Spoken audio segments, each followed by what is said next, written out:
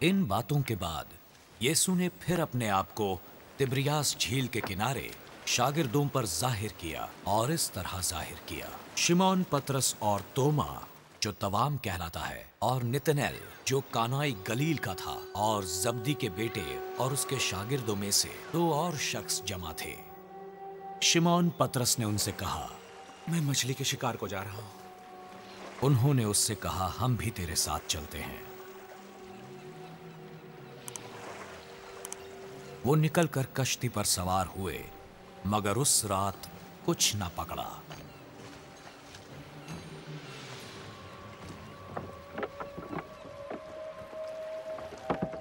और सुबह होते ही यीशु किनारे पर आ खड़ा हुआ, मगर शागिर्दों ने ना पहचाना कि ये यीशु है। बच्चों, क्या तुमने कुछ पकड़ा है? नहीं, कुछ नहीं। कश्ती की दाहिनी तरफ जाल डालो तो पकड़ोगे।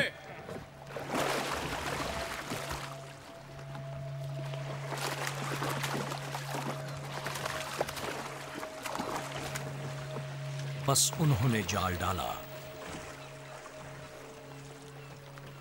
और मछलियों की कसरत से फेर ना खींच सके।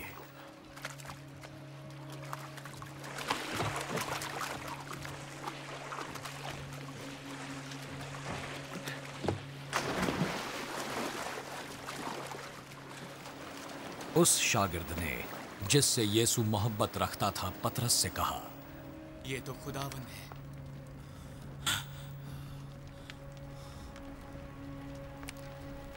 शिमोन पतरस ने यह सुनकर कि खुदावंद है, कुर्ता कमर से बांधा क्योंकि नंगा था और झील में कूद पड़ा, और बाकी शागिर्द छोटी कश्ती पर सवार मछलियों का जाल खींचते हुए आए। क्योंकि वो किनारे से कुछ दूर ना थे, बल्कि तखमीनन 200 हाथ का फासला था। जिस वक्त किनारे पर उतरे तो उन्होंने कोयलों की आग और उस पर मछली रखी हुई और रोटी देखी।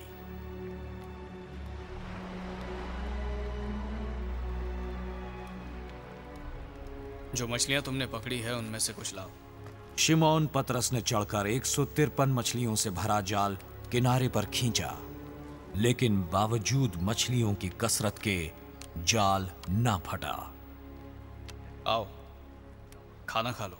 शागिर्दों में से किसी की जुर्रत ना हुई कि उससे पूछता कि तू कौन है, क्योंकि वो जानते थे कि वो खुदावंद ही है।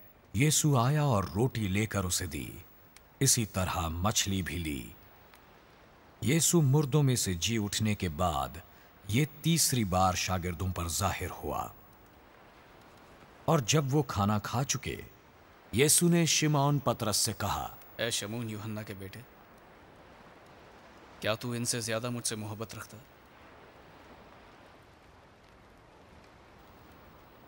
हाँ खुदावन, तू जानता है मैं तुझे अजीज रखता हूं। तू मेरे भेड़े चरा। उसने दोबारा उससे फिर कहा, ऐ शमून यूहन्ना के बेटे, क्या तू मुझसे मोहब्बत रखता है? हाँ खुदावन, तू जानता है कि मैं तुझे अजीज रखता हूं। तू मेरी भेड़ों की गल्लाबानी कर। यीशु ने तीसरी बार उससे कहा, शमून यूहन्ना के बेटे, क्या तू मुझसे मोहब्बत रखता है?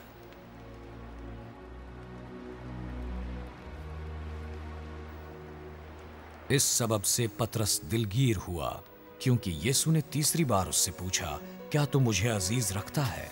बस उसने यीशु से कहा, खुदावन, तू तो सब जानता है। तुझे मालूम है कि मैं तुझसे मोहब्बत करता हूं।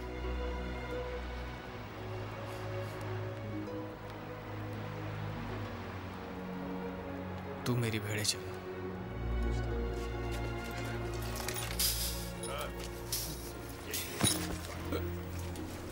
मैं तुझसे सच कहता हूं कि जब तू जवान था तो आप ही अपनी कमर बांधता था और जहां जाता था करता था, मगर जब तू बूढ़ा होगा तो अपने हाथ लंबे करेगा और दूसरा शख्स तेरी कमर बांधेगा। चलो बैठो। और जहां तू ना चाहेगा वहां तुझे ले जाएगा। इन बातों से यीशु ने इशारा कर दिया कि पतरस को किस तरह की मौत आएगी और वो खुदा का जलाल जाहिर करेगा। जब यीशु ने उससे कहा, पतरस ने मुड़कर उस शागिर्द को पीछे आते देखा मेरे पीछे हो ले, जिससे यीशु मोहब्बत करता था और जिसने शाम के खाने के वक्त यीशु के सीने का सहारा लेकर पूछा था कि खुदाबंद तेरा पकड़वाने वाला कौन है। जब पतरस ने उसे देखा तो यीशु से पूछा, खुदाबंद इसका हाल क्या होगा?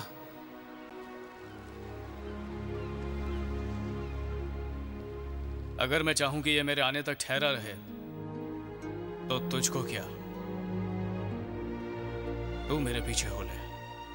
बस यीशु के शागिर्दों में ये बात मशहूर हो गई कि वो शागिर्द ना मरेगा, लेकिन यीशु ने उससे ये नहीं कहा था कि ये ना मरेगा, बल्कि ये कि अगर मैं चाहूं तो ये मेरे आने तक ठहरा रहे। तो तुझको क्या, ये वही शागिर्द है जिसने इन बातों की गवाही दी और जिसने इनको लिखा, और हम जानते हैं कि उसकी गवाही सच्ची है। और भी बहुत सारे काम हैं जो यीशु ने किए। अगर वो जुदा जुदा लिखे जाते तो मैं समझता हूं कि जो किताबें लिखी जाती उनके लिए दुनिया में गुंजाइश ना होती। यूहन्ना रसूल ने कहा कि इस इंजिल का मकसद ये है कि हम ईमान लाएं कि यीशु खुदा का बेटा है। इन बातों को लिखने के वसीले से यूहन्ना हमें तलकीन करता है कि हम यीशु पर ईमान लाने के लिए यकीन करें, जिसने सलीब पर जान देकर आपके गुनाहों की कीमत अदा की। क्योंकि खुदा ने दुनिया से ऐसी मोहब्बत रखी कि उसने अपना इकलौता बेटा बख्श दिया, ताकि जो कोई उस पर ईमान लाए हलाक ना हो, बल्कि हमेशा की जिंदगी पाए। मैं तुमसे सच कहता हूं कि जो कोई मेरी बातों को सुनता और उस पर ईमान लाता है जिसने मुझे भेजा, हमेशा की जिंदगी पाता है। हमेशा की जिंदगी का मतलब तुझ खुदाए वाहिद व बरहक को जानना है और यीशु को जानना है जिसे तूने भेजा। लेकिन ये बातें इसलिए लिखी गईं ताकि तुम ईमान लाओ कि यीशु ही खुदा का बेटा मसीह है, और इसलिए ताकि तुम्हारे इस ईमान के वसीले से तुम जिंदगी पाओ। अब इससे मुराद दो बातें हैं। सबसे पहले हमें यीशु के साथ मुत्तफिक होने की जरूरत है कि हमने खुदाए पाक के रूबरू गुनाह किया है और हमारी जिंदगी में गलत काम हैं, चाहे वो कितने ही छोटे क्यों न नजर आते हों। और हमें इस हकीकत को मानने की जरूरत है कि सलीब पर अपनी मौत के जरिए यीशु ने हमारे गुनाहों की मुकम्मल कीमत अदा की है, वो मौत जिसके हम हकदार थे। और जब हम ऐसा करते हैं तो फौरन खुदा हमें मुफ्त अबदी जिंदगी देता है। जब तोमा रसूल ने इस सच्चाई को पा लिया तो वो सिर्फ ये ही कह सका, मेरे खुदावंद, मेरे खुदा। अगर अभी आप इस बात के लिए तैयार हैं तो ये इकरार करने के वसीले से आप खुदा का इत्मीनान पा सकते हैं। मैं इकरार करता हूं कि मैंने खुदाए कामिल के खिलाफ गुनाह किया है। मैं इकरार करता हूं कि यीशु की सलीब पर मौत ने मेरे गुनाहों की मुकम्मल कीमत अदा की है, और मैं यीशु मसीह की मेरे गुनाह की अदायगी पर ईमान रखता हूं ताकि हमेशा की जिंदगी पाऊं और खुदा के सामने खड़ा होकर कह सकूं, मेरे खुदाबंद, मेरे खुदा।